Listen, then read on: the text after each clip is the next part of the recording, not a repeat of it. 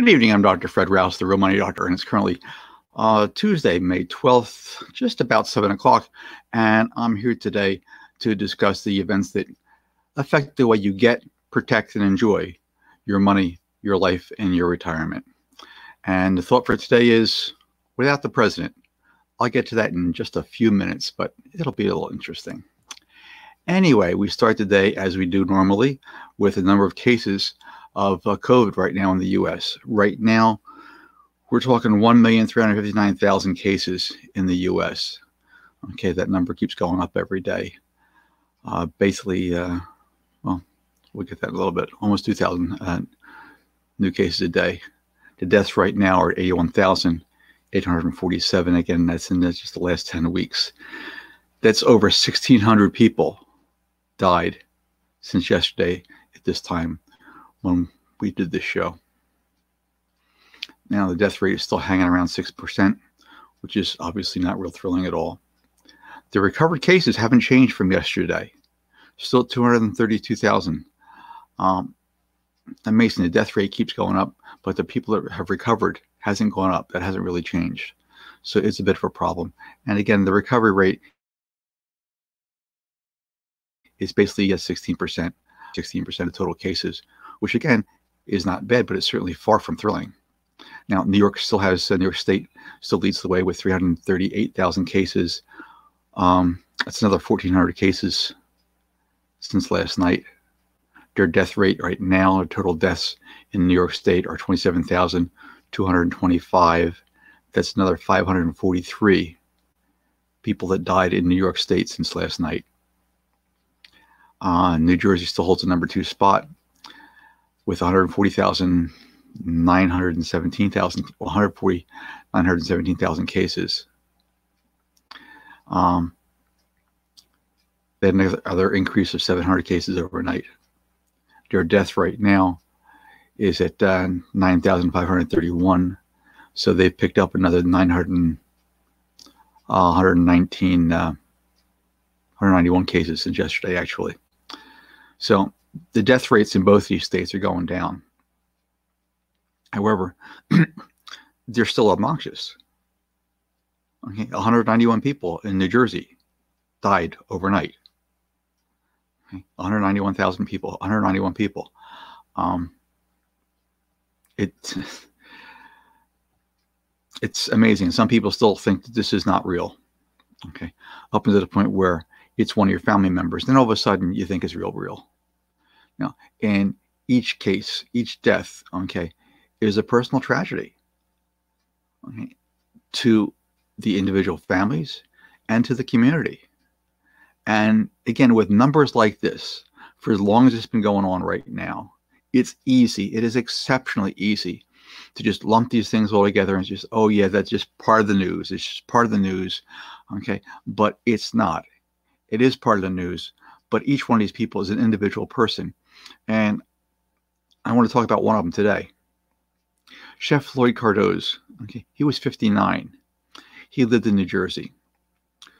Floyd was an influential Indian-born chef, a restaurateur widely credited with introducing the flavors of his homeland to New York's finest dining scene since the 1980s. His company, The Hunger Inc. Hospitality, issued a statement confirming his death. The statement said that he died in New Jersey. Okay, he was a multiple James Bond Award winner. My math doesn't keep up with my mind. Multiple James Beard Award winner. Okay, Cardozo went to school in Mumbai, studied respected global hospitality management school at Les Rochers in Switzerland. He moved to New York in 1988. He was determined to carve out a place for himself in the city and to prove to himself and his family, okay, they weren't just happy, okay, that he abandoned his studies in engineering and medicine. If you come from an Indian family, you know they want you to be an engineer or a doctor. So the family was definitely not happy. But he did it anyway. It was his passion. And he had a longtime business partner, Danny Meyer. They teamed up in New York. And Danny said he used to tell me that his dad was not happy at all, that Floyd was giving it up to become a chef. I think he really wanted to prove that Indian food should not be relegated to an $8 buffet lunch and should really be considered among the top cuisines in the world. The chef recently returned from India, where, among other things, he filmed an episode of Don't Call It Curry for season 2 of David Chang's Netflix series, Ugly Delicious. Cardoz also checked himself into a New York hospital in March, which set off a panic among his followers and fans. Later on an Instagram post, he apologized for alarming everyone. He wrote, sincere apologies to everyone. I'm sorry for causing undue panic around my earlier post. I was feeling feverish and hence a precautionary measure, admitted myself to the hospital in New York. I was hugely anxious about my state of health, and my post was highly irresponsible, causing a panic in several quarters. Well, lo and behold, he tested positive for COVID on March 18. Hunger Inc., his company, said that his death led to an outpouring of tributes online. Chang also wrote that he was heartbroken. In an Instagram post, he added, we will carry on your beautiful legacy. The restaurant editor at Food and Wine magazine went on to write, deeply upset to hear this news. It was an honor to know Floyd. He was a kind, groundbreaking chef who paved the way for so many South Asians. The chef wrote 2 cookbooks, One Spice, Two Spice in 2006, and Flavorella in 2016. He's survived by his mother, his wife, and their 2 sons, Justin and Peter. Now, this is just one of the names behind the numbers, just one. And I try and highlight every now and then as to what's going on, because between all those numbers, there's an actual face, there's a real person, and we should not forget that in any way, shape, or form. He'll be missed, and he left a mark, in the world with what he did, and his friends, families, and co-workers. And he had tons of followers that are obviously going to feel his absence. Now, I want to get to the thought for the day, and that's going to be a little interesting. And the thought was, without the president. I just got this story a few hours ago. It's been playing out all day long. All day long. The nation's top health officials warned in a Senate committee hearing that the U.S. risks new outbreaks for coronavirus and possibly a broad resurgence if the states and cities reopen too quickly. And they cautioned that neither a vaccine nor surefire treatments would be available when schools are slated to open in the fall. A grim reminder that life would not be returned to anything close to normal anytime soon for Americans. Now, Dr. Anthony Fauci, the nation's top infectious disease expert, predicted Americans would experience suffering and death that could be avoided, as well as additional economic damage if the states ignore federal guidelines, including delaying reopening of most businesses until they see a dramatic decline in cases. He also said the U.S. death toll from coronavirus is probably higher than the 80,000 already reported to date. Fauci's comments came during a very contentious Senate meeting with lawmakers from both parties, tried to pressure him and other federal health officials on whether the country is really ready to reopen or not. The panel's chairman and all 4 witnesses appear remotely, because they all recently came in contact with people with confirmed cases of infections. A treatment to how the virus has transformed life, it just shows up in the corridors of D.C. It clearly affects how the U.S. Capitol operates. But lo and behold, the president wants to order the meatpacking workers to go back to work, shoulder to shoulder with somebody else. It's an amazing thing. Anyway, Senator Lamar Alexander from Tennessee, chairman of the Senate Health, Education, Labor, and Pensions Committee, held a hearing, and he's self-isolating at home after a staff member tested positive for the virus.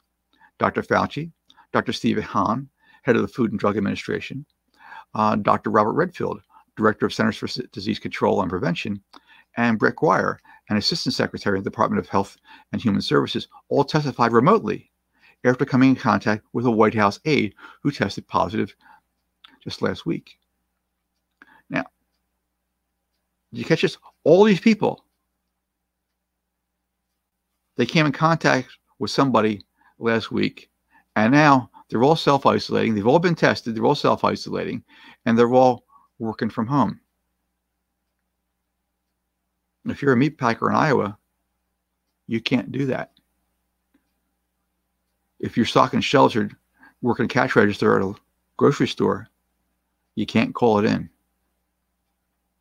Now, in his first congressional testimony since the President Trump declared the coronavirus a national emergency on March 13th, Fauci bluntly laid out the dangers of ignoring the federal reopening guidelines. He said in some areas, cities, states, or what have you, jump over those various checkpoints, prematurely open up having the capabilities of being able to respond effectively and efficiently. My concern is that we will start to see little spikes that might turn into actual outbreaks. Okay. So he gets it, but this is his first time away from the president. Most of the time, you see Dr. Fauci, and he's on stage with the president, and Dr. Fauci starts to say something, the president comes over and interrupts him and redirects the entire conversation.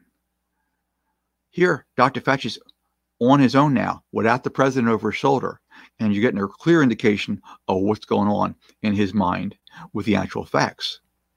Now, he says, I've been very clear in my message to try to the best extent possible to go to the guidelines that have been very well thought out and very well delineated. Now, the CDC director, Dr. Robert Redfield, told the Senate subcommittee that social distancing remains imperative for Americans, for public health authorities to continue battling the pandemic. It's important to emphasize that we are not out of the woods yet, Dr. Redfield said in his opening statement, adding that the battle could continue for months. We need to stay vigilant with social distancing. It remains an imperative. Dr. Redfield deemed the pandemic the most serious public health crisis in more than a century, and detailed that the CDC's effort to combat it, including expert assistance to state and health authorities, disease surveillance and testing, and contact tracing strategy. But he also sounded the alarm that the nation's public health resources have been inefficient to meet the challenges that COVID-19 has posed. We need to rebuild our nation's public health infrastructure, data and data analytics, public health laboratory resilience, and the nation's public health workforce. Now is the time to put it in place for generations to come, not only for the public health system, but for our nation's needs. Okay? And the public health system deserves what our nation can do. So here we are. Okay, we're starting the second week in May, good 10 weeks or so into this by the president's own count, even though it started back in January. You may want, excuse me, you may want to open the economy, and that's great. I'm all for that. However, in order to do that, okay, you need two things in place first. You need testing and contact tracing. Both of these things exist in the White House, and you just saw how they worked, okay, this past week. People going into the White House are tested regularly. They have their temperatures taken before they get access to the building, and then again, before they access any sensitive area that the president might be exposed to, either the president or the vice president. Both the president and the vice president get tested every day. 2 staffers came up positive, and there's an amazing amount of contact tracing that takes place. Everybody knows exactly where these people were and who they came in contact with. It's amazing how that worked. And despite all the press conferences and all the presidential briefings and all the other fake news coming out of the White House, okay, as of today, we're only doing about 300,000 tests a day. And in total, since we got started, we've only tested 2.8% of the population. Only 2.8%. We don't have the tests, and there is no cohesive contact tracing in place. Now, As of today, there's no treatment. There's no vaccine for COVID. And still, there are crazies out there that, to their core, believe this is still a media. And so no matter what they say in the White House, they're getting tested every day. They require masks and are enforcing social distancing.